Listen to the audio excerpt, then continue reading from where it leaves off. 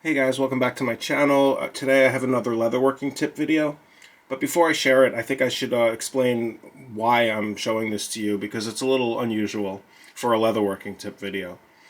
So I'm an industrial designer. I've been doing product development for about 15 years, and over the years I've made quite a few projects both personally and for work that are pretty awesome, and I've always wanted to share videos of the construction process, but I don't have any followers and I didn't feel like the amount of effort required to film these things properly and edit them would be worth it. So when I figured I would start making some quick tutorials and some hacks on leatherworking of the tips that I've picked up over the years, try to use those to get to 1,000 subscribers, and then once I got there, I would start videotaping my actual projects that I make.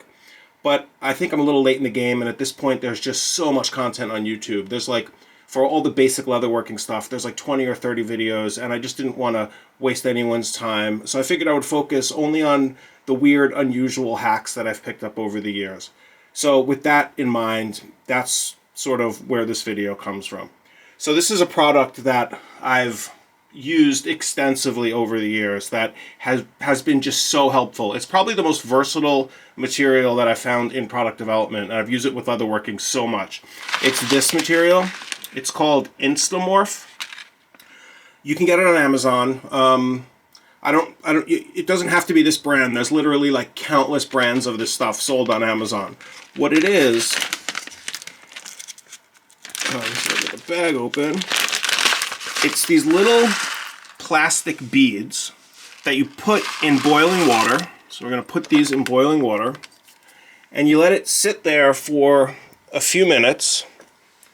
And then what happens is it softens into, if I can get it out of here, it softens into a pliable, stretchy material that you can essentially form into any shape, and then after a few minutes it hardens rock hard. So I made very quickly I made a few examples of things that you can do with this, but really this is like what I'm about to show you is not even a tiny representation of the capabilities of this stuff. I just made these within like 5 minutes. I just mixed them up. So for like one example, you can turn it into a sanding block for sanding leather edges. All you need to do is wrap sandpaper around it, push it in, and then in a few minutes it gets rock hard, and it's a sanding block. Another example would be a burnishing tool. You can use it to make a burnishing tool, or even an electric burnishing tool. You attach this to your Dremel, and you could then have an electric burnishing tool.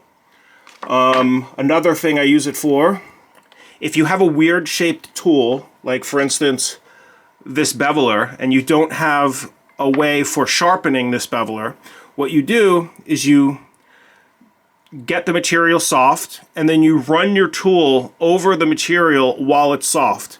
And I did it with, oh by the way, it turns white once it gets hard.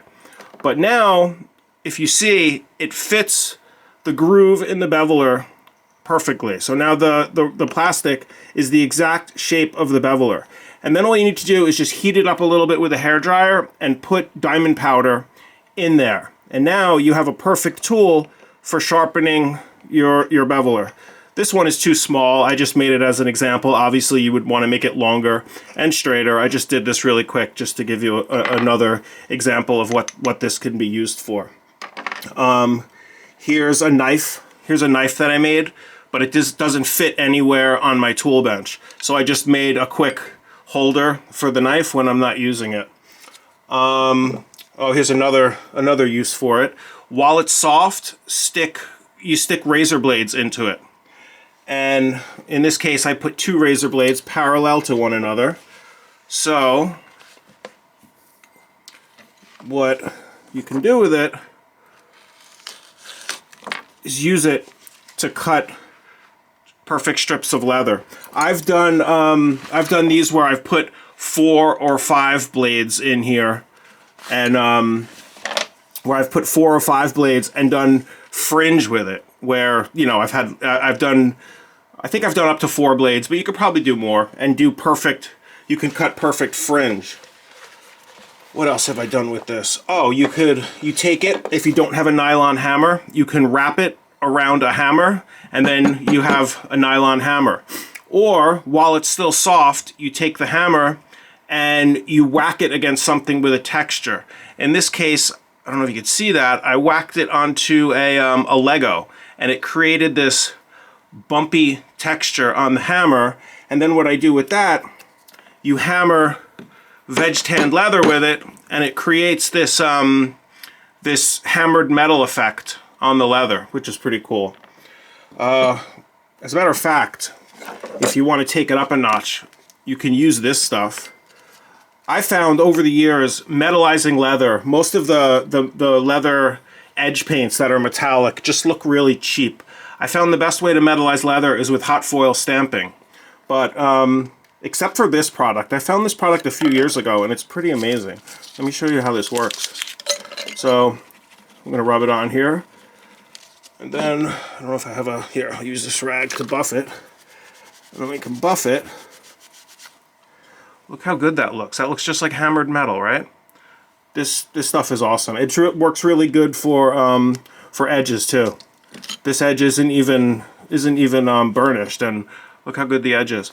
So yeah, this stuff is really good. Hammered metal effect. What else can you do with this? Oh, you could make a, I made a holder for my drill bits. While it's soft, just stick your drill bits in there, and now you have something to hold your drill bits. As a matter of fact, all of these things I made just really quickly, but what this material is being used for 90% of the time, I have all of it in one big lump that I use to hold my my hole punches. And then when I need this for something else, because this stuff is completely reusable, you just throw it in hot water and it gets soft again. So I have it being used as a holder for my hole punches, and then if I just need it to fabricate something real quick, like a guide or a template, or I use it for so many things, I'll just melt it down, use it, and then form it back into a holder for my hole punches, and it'll sit there until I need to use it again. You can even make mechanical stuff with it. See, in this case, I made a little cup and a little wheel, and then you put a sewing needle through it. It's hard to do this on camera, but push sewing needle through here, and now you have an edge painter. Let me see if I could show you how this works without making a complete mess. Let me see. Here's some of that crappy metallic edge paint I talked about. This stuff is real garbage. If you want to know about this stuff, which is awesome, I have like 1,000,001 uses for this. I'll make a separate video on this. This stuff is just the best non-foil or hot stamp foil metallic effect on leather that I've ever found. But anyway, let's pour some of this in here. And now I'll show you how this this edge painter that I made works. If I could just find a piece of leather. Okay, here's a piece of leather. See that? Perfect edge painting. So, I mean, you can't beat this stuff. This is, oh, by the way, this is a, let me see. I made all of these and still have some left over with 6 ounces. This package is 6 ounces. So, and I think it was $7 I paid for this. So all these tools that I showed you, the sander, the texturing hammer, the edge painter, the fringe maker, everything is $7. And when it's not being used, it could also function as a holder for all of your tools. I mean, this is definitely the most versatile $7 I think I've ever spent in leathercraft. And leathercraft is expensive, let's face it. I mean, I spend a lot of money on certain tools that I've only used once. This thing, I bought it 7 years ago, $7, and I've been using it almost non-stop ever since. It's completely reusable. You could fabricate handles with it. I've attached it to sewing machines where I made guides, so it's stitched only exactly where I wanted. There's just 1,000,001 uses for this stuff, guys. All right, so that's my video. Hopefully you liked it. If you got something from it, I really hope you'll subscribe and help me get to my 1,000 subscriber goal. and I can start making some real videos. All right, guys, have a good one.